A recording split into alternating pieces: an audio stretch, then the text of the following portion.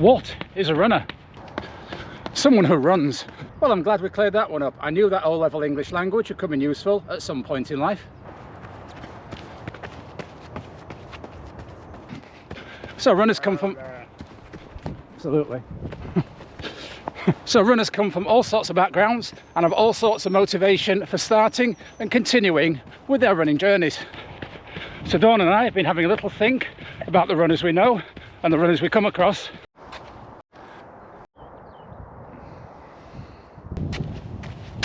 And we've come up with 5 categories of runner that we think we've identified. So in this video, we're going to go through each category and explain why we've come up with them. And if during the course of this video, you think you fit into one of those 5 categories, let us know in the comments below and the reasons why. And if you think we've missed a category, maybe one that you fall into or somebody you know falls into, then also please let us know. So let's dive in and unpick those categories of runners. So the first type of runner on our list is the recreational runner.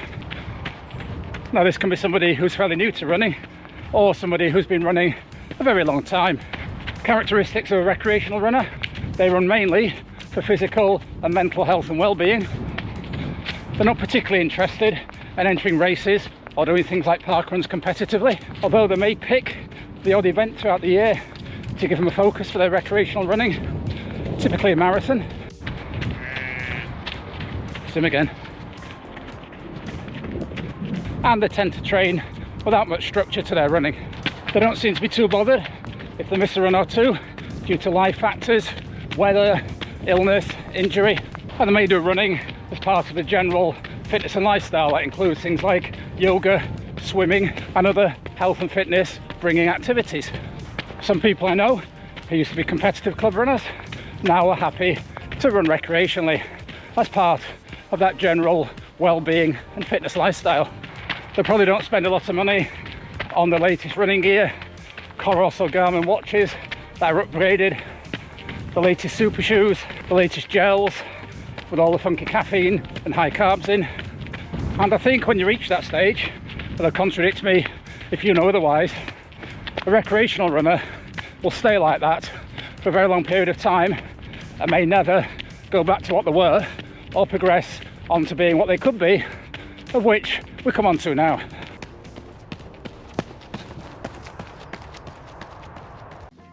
So the next category we call the emerging runner. So what characteristics does the emerging runner have? Well, they probably have been running for about 1 to 2 years.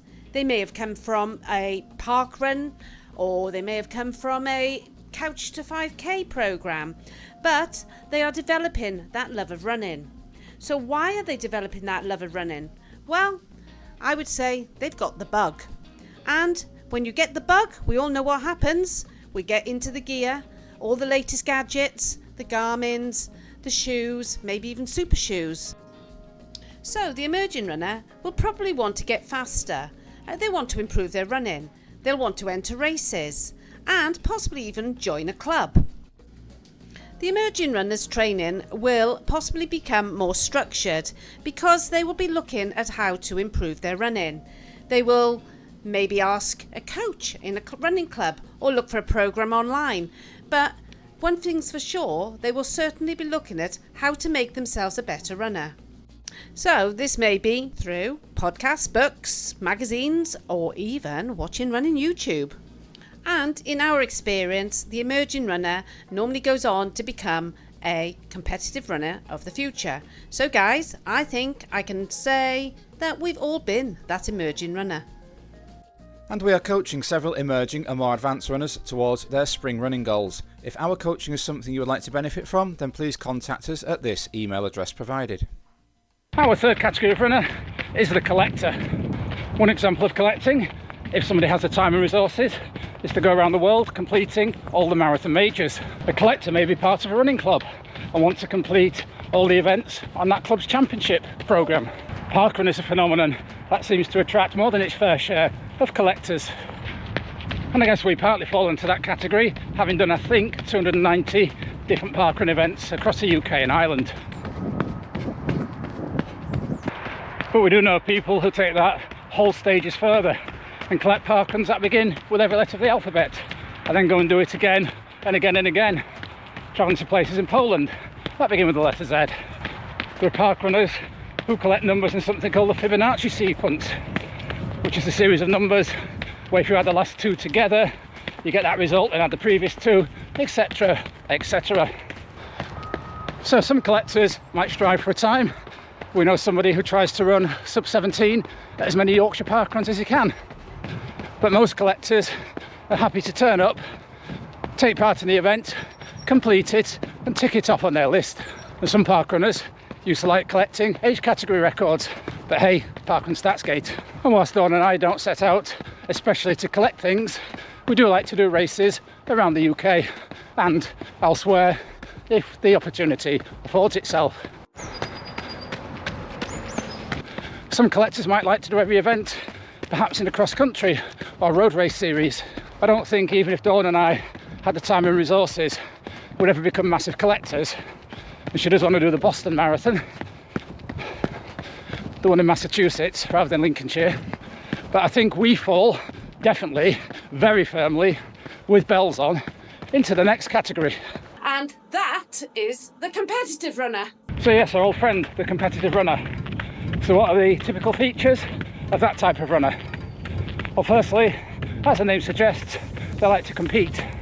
That might be against themselves to try and run PBs at different distances. It might be against other people, like Dawn does when she tries to qualify for England Masters, and when she competes for England Masters and tries to finish on the podium.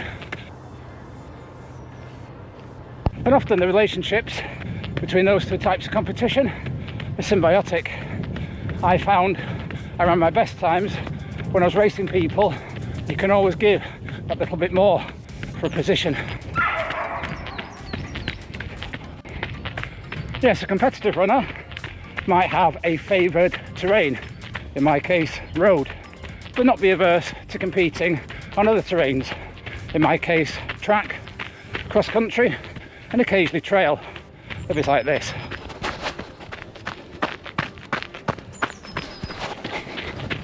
Both walkable and runnable.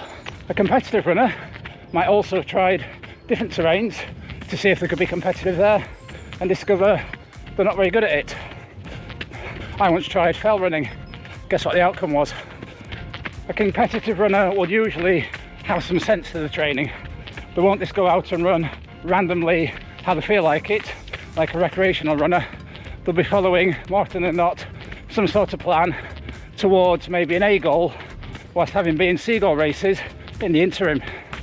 Competitive runner is often a member of a club, and the competitive runner might also think about doing events that aren't just me first events, like club track and field leagues like I did last year, or relays of some description, again like I did last year. A competitive runner might spend quite a lot of money on kit, having different shoes for different types of race distance, different types of training, different jackets for different weathers, different shorts, different everything really. A competitive runner may often think about other aspects of life beyond their actual training that impact on their running, like their nutrition, their diet. They might have a particular diet plan to follow, or they might have particular protocols they undertake before a run, maybe taking something like a super carb drink. They'll be well versed in all of that. And finally, like we have, a competitive runner may find reasons to compete when they're way past their fastest. I used to compete, I used to want to run faster times, win medals, etc. Way past that now, but it doesn't mean I stopped trying. I'm still trying to compete against myself to get a sub 40 10k and run a decent marathon. And the highlight of last year was racing against Tim Gross at Battersea Park. So, still being competitive when I can, where I can, and against whom I can. And my hunch, although YouTube doesn't give us these figures, is that most of the people who watch this channel are also competitive runners too, or maybe emerging and looking for some advice. Am I right about you? Have I seen into your soul? Let me know in the comments below if I'm right or wrong. Then our fifth and final category of runner, which takes the competition to the next level, are the specialists. Specialists often make their living somewhat or entirely from their running. They may have a contract from a brand company. They may win prize money at races around the world. they may sell their coaching expertise. And of course, some well-known examples on YouTube, most obviously Philly Bowden. One favourite of ours, in a type of running that's not really our thing, is Joe Ferguson, the specialist 200 metre sprinter from Barnsley. Really interesting to see how he trains to get to his goals. Very different from the sort of thing we do. By the way, 3 days ago on the way to parkrun, -9 Celsius. Today on my lunchtime run, +11 Celsius. 20 degrees difference. England, eh? Got to love it. So there you go, our little meander through the highways and byways of the different types of runner we think there are. If you think you've identified yourselves in there, let us know where you think you fit, and if we've missed any categories out, then please tell us. So we hope you've enjoyed the video. If you have, please give it a like, and if you'd like to subscribe to see us becoming even more competitive as we go along life's journey, then please subscribe to the channel. So until next time, keep on keeping on. Keep on keeping on.